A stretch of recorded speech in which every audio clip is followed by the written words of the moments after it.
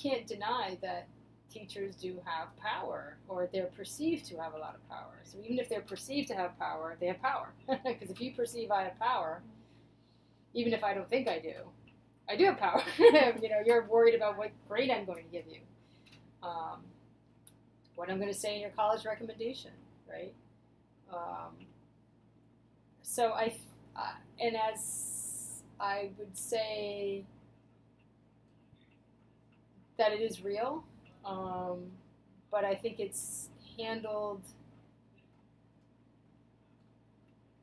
particularly in a community of ours, like ours, which I respect so much, and I respect the adults and the kids. I think that it's the power isn't exploited the way that it could be in other environments, um, because people recognize the power differential and they care about it.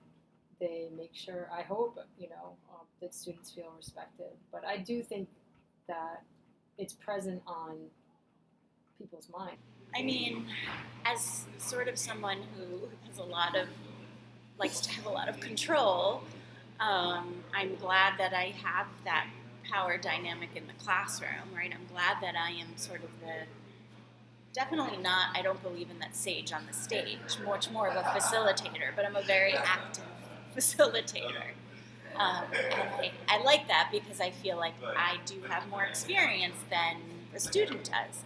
At the same time, I think student experience, many of our students in this community have experiences that I haven't had, right? Whether it be travel or so forth. So I think we have to utilize, again, it's about diversity and experience. So we have to utilize our teachers, right? Our students, our administrators.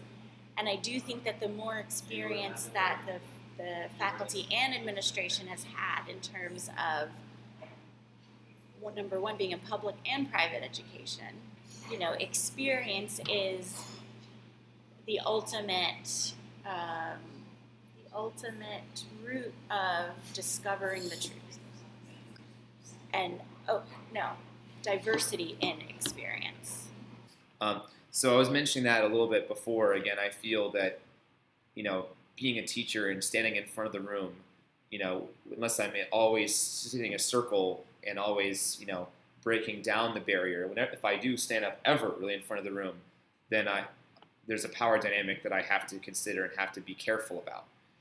As I was saying before, like if I'm mentioning information, I have to be careful, to make sure that I'm not presenting my opinion as fact, or not presenting my opinion in a method of power that it conflicts with somebody else's belief or point of view in such a way that I don't want them to think that I have to adopt what his point of view is because he's the teacher or something like that. That's what I wouldn't want.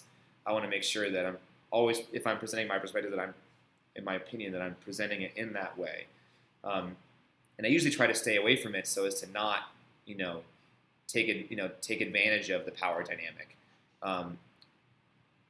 So I might say something I might say something like talk about evidence for evolution, or I might talk about evolution as if it's a fact, or I might talk about aspects of global climate change as if it's true, and I'm presenting that from the perspective of scientific facts. So from the perspective and from the seat that I view everything as having to have scientific evidence, I'll present that information in the same vein of this is, whatever scientific evidence we have to this point, I'll present it in that way. But I'm not going to do something like talk down to people who have different points of view, because I think that's, from my position of power, inappropriate. I just have to present it in the way I present everything is, hopefully this is the scientific basis for this.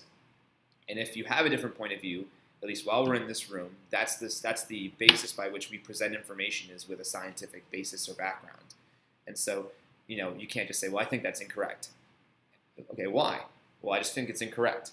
It's like, okay, well, that method of conversation doesn't really belong in the scientific classroom. So I'll try to present it from a scientific basis, but not, bringing my own views or my own, a negative bias toward any perspective or point of view. What you give is what you get. The more you ask, the less you get. The less you ask, the more is given freely. Then you have a reasonable conversation. In my mind, grades are feedback. Mari was asking me a question related to that some days ago, and what I said is one of my largest fears is that my students would believe that the grade they get defines them, because that impact, and it's not because you're young, that can happen at any age. The impact of someone telling you what your presumed value is so large, and it depends. Some people may just brush it, and for some people may be indelibly blended into their soul. That's my largest fear, that anything that I say or do would mark a student so profoundly.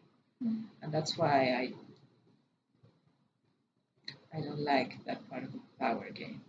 And I try to downplay it as much as I can. That's why my message typically is I don't hurt, because I don't want to hurt. And if I hurt, I will say I'm sorry 900 times. That's bad karma.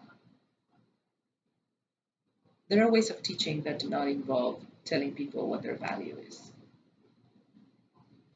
My mom used to tell me, do not talk to the other children when I started tutoring. Don't think that they are imbecile midgets. They are just younger.